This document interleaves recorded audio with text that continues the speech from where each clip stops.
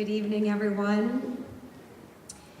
Today is a great opportunity for businesses to promote products and services, educate the public, find employees and interns, and to learn about new opportunities based on city, state, and federal climate change initiatives. Exhibitors participating in today's event are companies working in fields such as food production, recycling, waste-to-energy conversion, composting, sustainable renewable packaging, consumer goods repair, clean energy production, energy efficiency, renewable energy sales, non-fossil fuel transportation, and resiliency infrastructure. This is an amazing event that you're hosting here today, so thank you to all of the volunteers and all of the advocates and residents who came out to support these initiatives today. I'm going to talk briefly about what's happening at the state level in our state legislature. Currently, we're working on initiatives to ensure that Massachusetts is leading the charge on climate change issues. In the Senate in particular, bills have been filed the last 2 years that would call for additional procurements of energy generated by offshore wind and hydroelectric plants, excuse me.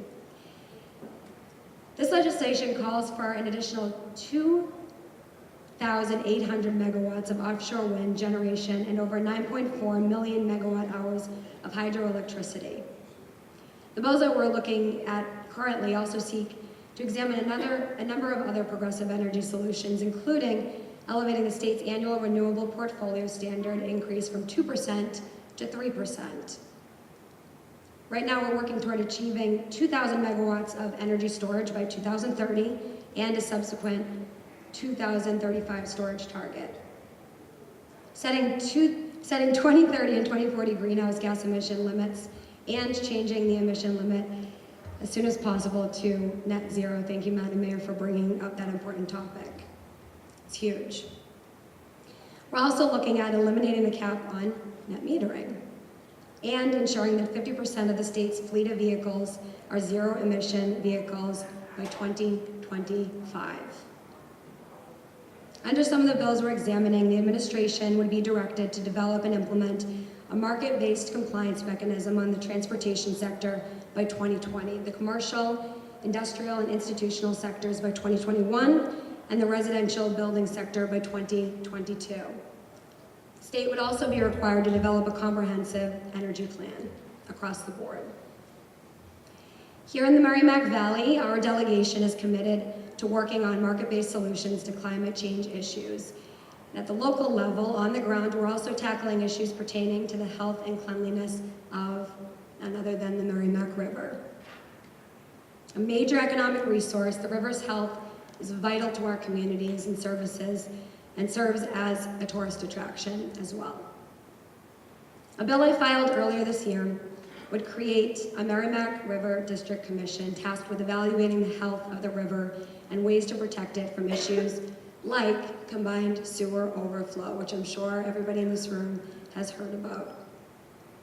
The commission will be chaired by the director of the Merrimack Valley Planning Commission, and the commission will include representatives from the Department of Environmental Protection, the Department of Public Health, the Department of Emerging Technologies, Massachusetts Emergency Management Agency, and the Department of Conservation and Recreation, along with mayors and town managers along the Merrimack River, and all stakeholders who operate or manage sewers and combined sewer overflow locations along the river will be included in this as well as any and all advocates that wish to participate.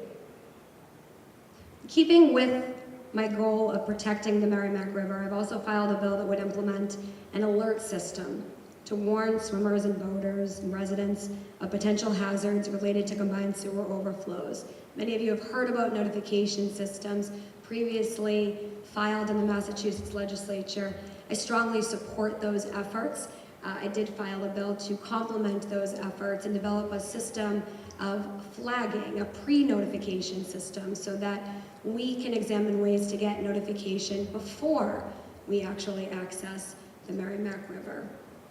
Features of the pre-notification bill would include a uniform color-coded system of warning, safety flags to be displayed at conspicuous locations along the Merrimack River, information posted on websites, and have a subscription made available to the general public that would allow for a mobile alert system or an application where you would be able to access data before going out to the river or to the beach, so you would know what the condition of the water was before going into it. I also want to thank my counterparts in state government over here for having a tremendous impact on the filing of this legislation, Representative Kalkors and Mayor Holliday in particular, on the forming and establishing of that commission legislation, and Mayor Holliday in particular regarding the flagging bill. We have had many conversations on this. I am a brand new state senator to this region, and I have very much enjoyed learning about the issues impacting Newburyport and some of the challenges that you face regarding the combined sewer overflow. But I will be honest with you, it has been like drinking out of a fire hose. So it's a lot of information to get in a very short amount of time during the legislative session that we have.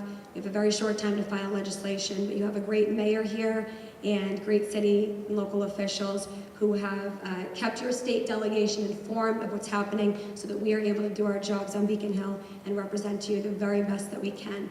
I invite you to contact my office if you have any questions about any legislation or any budget items that are coming up in the month of May. I am at your service. Please feel free to contact me. My email is diana.dizoglio@masenate.gov, and I will be around this afternoon if you'd like to come up and say hello.